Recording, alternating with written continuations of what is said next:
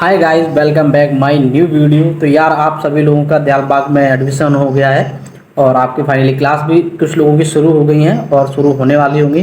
तो मैं सभी लोगों को यार कॉन्ग्रेचुलेशन बोल लूँगा, क्योंकि यहाँ तक आने में बहुत मेहनत और बहुत पैसेंस लगता है। ये पूरा 3 से 4 महीने का सफ़र होता है, बल्कि 5 महीने का सफ़र होता है। उसके बाद ही क्लियरिटी मिलती है कि हमारा एडमिशन हो गया है। और इस वीडियो में मैं आपको बताऊँगा कि दालबाग के अंदर के ऐसे 2 काम कौन से हैं जो करने चाहिए और एक काम ऐसा कौन सा जो नहीं करना चाहिए। यानी टोटल 2 काम ही बताऊंगा, जिसमें से एक करना चाहिए और एक नहीं करना चाहिए। तो मैं सबसे पहले आपको बताऊंगा जो नहीं करना चाहिए, जो कि आपकी रिमीडियल नहीं लगनी चाहिए आपकी किसी हालत में। रिमीडियल यार क्या होता है? रिमीडियल में क्या सीन होता है कि हम लोग पढ़ाई लिखाई करते हैं, सब कुछ करते हैं अच्छी तरीके से, फिर हमको लगता है कि यार हमारा पेपर खराब जा रहा है, तो हम क्या करते हैं, चीटिंग करते हैं, लेके जाते हैं, पेज लेके जाते हैं या किसी की दूसरी कॉपी से हम चीट करते हैं। तो ऐसे में हम यार पकड़े जाते हैं और हमको यूएफएम दे दिया जाता है।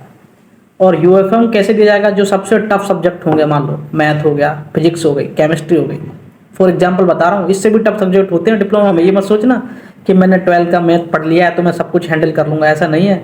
12th के मैथ के से भी हाईएस्ट थोड़ा हार्ड मैथ आता है, जो कि बीएससी लेवल का मैथ होगा। जिसने बीएससी की होगी उसको पता होगा। मैंने बीएससी 1 साल की थी गवर्नमेंट कॉलेज से, फिर छोड़ दिया था मैंने।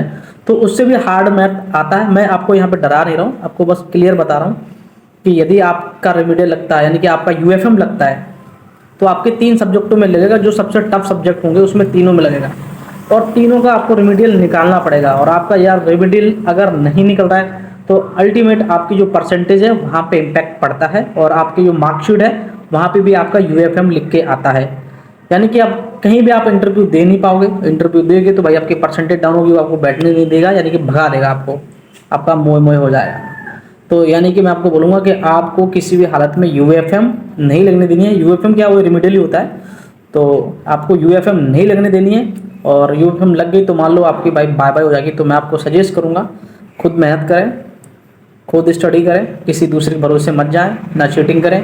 क्योंकि अगर पकड़ गए तो भाई सबसे पहले आपकी तो ईयर भी टीचर है, टीचर के मूड के ऊपर डिपेंड करता है। टीचर कभी कभी होता है यूएफएम लगा देता है, आपकी मुंह में कर देता है। कोई टीचर ऐसा होता है कि वहीं पे आप वो करोगे, रिक्वेस्ट करोगे, हाथ पर जोड़ोगे तो माफ़ कर देता है। तो ये चीज़ होगी जो आपको नहीं करना है, यानी कि आपको रेमिडियल यूएफएम नहीं लगवाना है, कुछ भी हो जाए, कितनी भी मेहनत करनी पड़ जाए। और आपको अब करना क्या है, तो यार दालबाग के अंदर सर्कुलर एक्टिविटी चलती हैं। जैसे कि मान लो स्पीकिंग का कोर्स चलता है, इंग्लिश स्पीकिंग कोर्स चलता है वहाँ पे दोस्तों। और किसी को यार सिंगिंग का शौक वो है, पैशन है, किसी को डांसिंग का है, किसी को तबला बजाने का शौक है, किसी को ढोलक बजाने का, किसी को पोइट्री लिखने का शौक है। तो ये एक अलग से स्किल हो गई हैं जो आप लोग डेवलप नहीं कर पाते अपने घर में रह के, अपने गांव में रह के, क्योंकि हमको यार वो माहौल नहीं मिल पाता, वो इंस्ट्रूमेंट नहीं मिल पाते। पर दालबाग के अंदर ये सारी चीज़ आपको अवेलेबल रहेंगी। बस आपको सीखना है, आपको अंदर जगाना है, अपनी जो पैशनेट है, जो पैशन, उसको जगाना है सीखने के लिए। तो किसी को स्पीकिंग सीखना है तो स्पीकिंग कंटिन्यू कर ले भाई, किसी को डांसिंग सीखना है, सिंगिंग सीखना है, तबला बजाना सीखना है, तो वहाँ पे ये कंटिन्यू कर सकते हो। और सिर्फ आपको डिप्लोमा नहीं करना यार, कोई जो जो हम काम करने गए हैं, डिप्लोमा, बीटेक, बीएससी करने, उस पर फोकस मत करना। उस पर मतलब करना मतलब फोकस करना, पर ये सारे काम करने के बाद भी हमारे पास बहुत टाइम रहता है कि हम अपनी स्किल को डेवलप कर लें। तो मैं आपको बोलूँगा जितनी भी सर्कुलर एक्टिविटीज़ होंगी उनमें पार्टिसिपेट करना, उस पर बहुत फ़र्क पड़ता है यार। जब आप एक्टिविटी पे पार्टिसिपेट करोगे तो अल्टीमेट आपके जो टीचर्स होंगे उनकी नज़रों में आओगे, तो कहीं ना कहीं अल्टीमेट अपनी आप फैकल्टी को रिप्रेजेंट कर रहे हैं ना।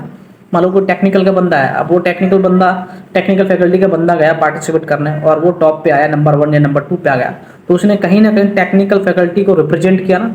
तो अल्टीमेट कहीं ना कहीं जो कहते हैं हमारा एचओडी है, हमारे एचओडी सर हैं और जो प्लेसमेंट कोऑर्डिनेटर है, उनके नज़रों में पड़ रहे हैं कि नहीं कहीं ना कहीं। तो इसका भी फर्क पड़ता है भाई। एक हमारा बंदा था मैकेनिकल का, वो पार्टिसिपेट करता था, हम नहीं करते थे, हम बस केवल नोटिस बोर्ड देख के चले आया करते थे। हमारा मन नहीं लगता था भाई। बस मेरे को पोइट्री लिखने का शौक था तो मैं लिखता था पोइट्री, बस उसके लिए मैंने किया था। पर मैं पीछे रह गया था किसी कारण की वजह से, मैं लेट हो गया था, जा नहीं पाया था। अभी भी अगर कोई फेसबुक से मुझसे जुड़ा तो देखना, मेरी अभी बहुत सारी जो पोइट्री वगैरह मैंने लिख रखी है। तो बता रहा हूँ, वो भाई था, वो सर्कुलर एक्टिविटी पार्टिसिपेट करता था, हिंदुस्तान कॉलेज गया था वो, और साइंस का एक एक्टिविटी हुई, साइंस करके कोई एक्टिविटी थी, तो वहाँ पे वो नंबर 1 पे आया था। उसका मैगजीन में, कॉलेज की जो मैगजीन है उसमें भी नाम आया था, और न्यूज़पेपर में भी नाम आया था। अल्टीमेट वो बंदा एचओडी की नज़रों में चढ़ा, और जो प्लेसमेंट कोऑर्डिनेटर है उसकी नज़रों में चढ़ा, और उसका जो प्लेसमेंट हुआ सीधे डायरेक्ट मारुति कंपनी में हुआ। तो इसलिए मैं बोल रहा हूँ कि आपको जितनी भी सर्कुलर एक्टिविटी हैं वो करनी चाहिए, क्योंकि अल्टीमेट आप लोग अपने अपने फैकल्टी को रिप्रेजेंट करोगे, और जहाँ रिप्रेजेंट करोगे तो आपके जो टीचर्स हैं, जो कोऑर्डिनेटर हैं, जो सीनियर्स हैं, उनकी नज़रों में चढ़ोगे, और वहाँ आपका जो प्लेसमेंट होने का जो चांस है बहुत ज़्यादा बढ़ जाता है भाई। तो सिंपल सी बात है, इतनी बात मैं बताना चाह रहा था।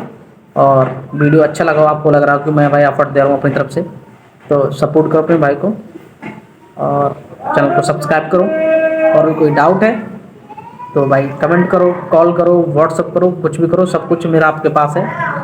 जब तक मैं फ्री हूँ आपके सारे सवालों का जवाब देता रहूँगा। और मिलते हैं यार इस तरह की नेक्स्ट वीडियो में, तब तक के लिए जय हिंद, जय भारत, बाय बाय।